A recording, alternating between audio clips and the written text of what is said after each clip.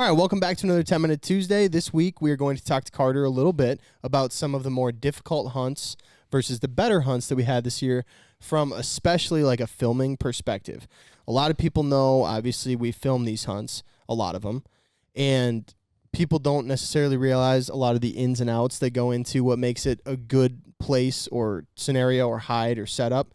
One of the things that we have to consider a lot of the time is, are we making sacrifices about the hunt based on trying to film? So, Carter. Yep. Tell me, I know we talked a little bit about it, but you've said already that you'd rather film out of a layout. For sure, yep. Which, depending on the situation, we did hunt quite a few A-frames this year. I think I only filmed out of A-frames for you this year. Okay, yes. That's true. Yep. Okay, so tell me what the hardest hunt this year was to film or photograph. And maybe it wasn't even for us, so you could include others, but for us, for sure. Yeah, for you guys, I would say, but the pontoon blind, we didn't shoot anything. Yep. So that was a little tough. That was tough. Yep. Made it work, though. You made it work. The other one would have been the North Dakota hunt.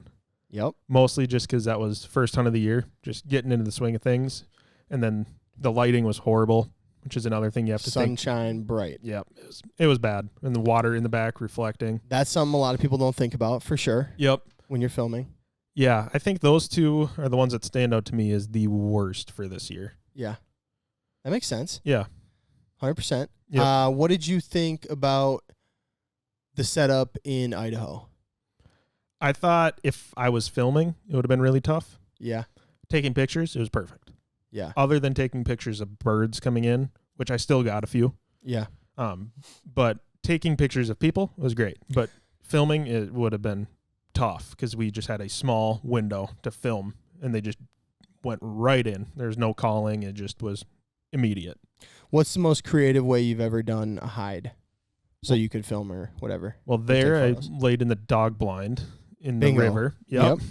So that was What other interesting spots have you found yourself in?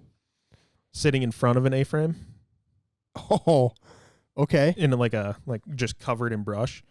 Yeah. That's been, when the A-frame isn't working, that's one option. If you don't have SoundGear, you cannot do that. For sure. Or you will go deaf. 100%. Other than that, I'm trying to think of what other, sitting just in water, which sucks. But what's the hardest hunt you went on this year? From a, like, maybe even just workload perspective or like walk-in or like anything.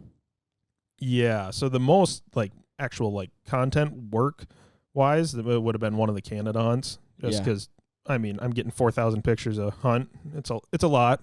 Yeah. But you're getting a lot out of it. Yeah, true that. Other than that, for like difficulty taking pictures-wise, other than those two, there wasn't a lot. One of the coolest places, I forgot to mention this, up in Manitoba, when I was filming with Scott and Matt and Big Al, they were in an A-frame, and right behind them, me and Hunter Dillon were on a rock pile, elevated above them. But we were like in the rocks, so the geese couldn't see us. Yeah, it was a really cool angle. Sick. So that was a cool spot to film from. Yeah. You know who else does that a lot? Like just will walk off on their own little walks and you don't even know where they are? Is Joel Bo Jones. I was gonna say him. Yep. Yeah, that guy. He's just sneaky. He'll just suddenly you'll turn around and he's gone, and you have no idea where he is, man. I mean, he's 100 yards away, maybe, taking pictures. Yeah, it's crazy. I want to get on a hunt with him. Yeah, watch him work. He does some cool stuff. He's so cool. Yeah. Yep. But other than that, I mean, a lot of A-frames. What's the craziest thing you've seen on a hunt? What's the craziest experience or like situation? Like, give me a couple of weirdos. The craziest, like scariest one was someone in layouts. This client had his gun in the layout blind. Inside? Inside, yep. Because they pay for one hunt a year. That's what they go on. Okay. Birds are coming in, and the gun goes off in his layout blind through the bottom of the layout blind. Holy shit. Yeah. Didn't shoot his foot off or anything, but that was a little scary. Oh, yeah. That's crazy. Yeah. Did he freak out? No, he was just kind of confused on what happened. And the birds just flew away, and everybody was looking around. Yeah. Oh, my gosh. So that was a little scary. Yep.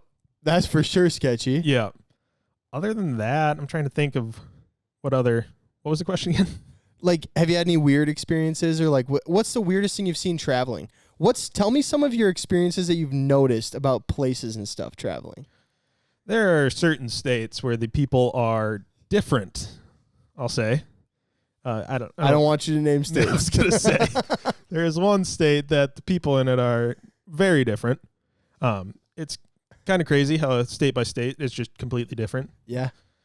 The cultures, the people. Yeah. Where I grew up, I didn't get to travel much. Yeah. So, shit. Yeah. Yeah. Yeah. Meeting new people and going new places. There's a world out there. Yeah. Yeah. And once you get over that like anxiety of traveling, it's kind of cool. Yeah. And kind of scary in some places. Yeah. Yeah. But it's pretty cool. Yeah. You'll tell your kids though. Yeah. It'll be fun. Yeah. It'll be something. For sure. But yeah, there's some states just have a general weirdness to them. I don't really like traveling through them or stopping for gas in them. Okay. But other states are great. I like Iowa. It's just like Minnesota. It's western Minnesota. You're such a farm kid. Yeah. Yeah, he gets into Iowa. He's like, I'm comfortable here. I'll tell you what. Yep. Holy shit. Yeah, that's funny. Yep.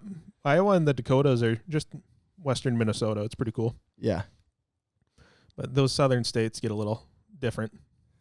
You're just not used. It's just difference of culture. It's just and like different. growing up different. And like all the foods are different. The people are different. Everything's different. Yeah. They're all good people. Oh yeah. Just a little sketchy gas stations in some states. That's it. But there's some sketchy some of gas those in stations in Minnesota. Yeah, you'd say that about Chicago. Oh yeah. You don't want to stop there at night. I wouldn't. Yeah, you're children of the corn type of shit going on, dude. Yeah. No, I was brought up knowing that. Yep. So it's hard to like hear that advice from you, and you're like, yeah, I stopped at a gas station here, and yeah, like if I drive through Chicago at night, I'm not stopping.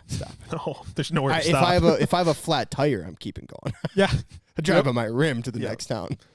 Yeah, 100%. I didn't know Arkansas had mountains.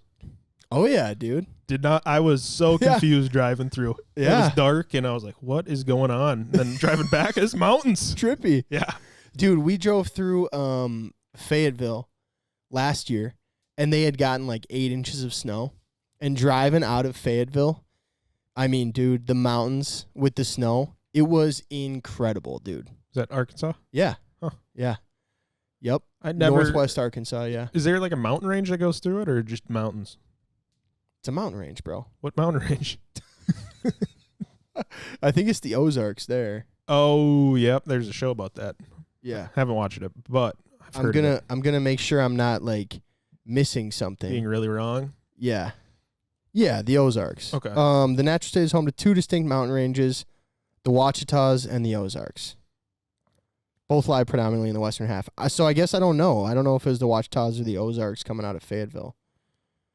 I'd have to literally look this up, and I don't want to sound like a bad podcaster here. Yeah. Fayetteville, Arkansas, mountain range. The Ozarks. Yep. Yeah. Yeah, so the Ozarks. Yeah. Yeah, so that would have been shocking if you weren't thinking that was going to be happening to you. I didn't know there were mountains in other places in the U.S. other than Montana and Idaho. What is the state that you've been to where you felt most comfortable, like at home? Not counting the Dakotas? Yeah. Probably Iowa. Not counting Iowa. Not counting Iowa. Canada. That counts. Dude. Yeah. Other than that, Kansas was pretty chill. Dude, that's bad. Yeah. Yeah. That makes sense, though. It's what I know. It is very much what you know. Yeah. 100%, dude. That's good. Idaho was cool, too. Yeah. It was just a cool place. Honestly, I've found, too, half of it is your mentality. Yep. The people you're with, the mentality, and, like, what your thought process is going into it.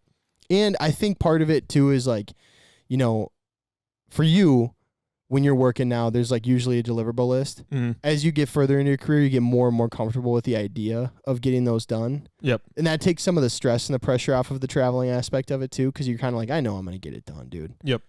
So, yeah, that probably makes it more fun. Yeah. I would bet in the next 2 years traveling for you, when you have to, it'll probably become more enjoyable. Because you'll just feel like you can take it in a little more. Yeah. Hopefully. Yeah. Hopefully for everybody. Yep. All right. Well, thanks for listening, guys. We appreciate you tuning in. If you want to hear us talk about any of these topics on 10 Minute Tuesday, shoot us a message on Instagram. We'll see you guys soon.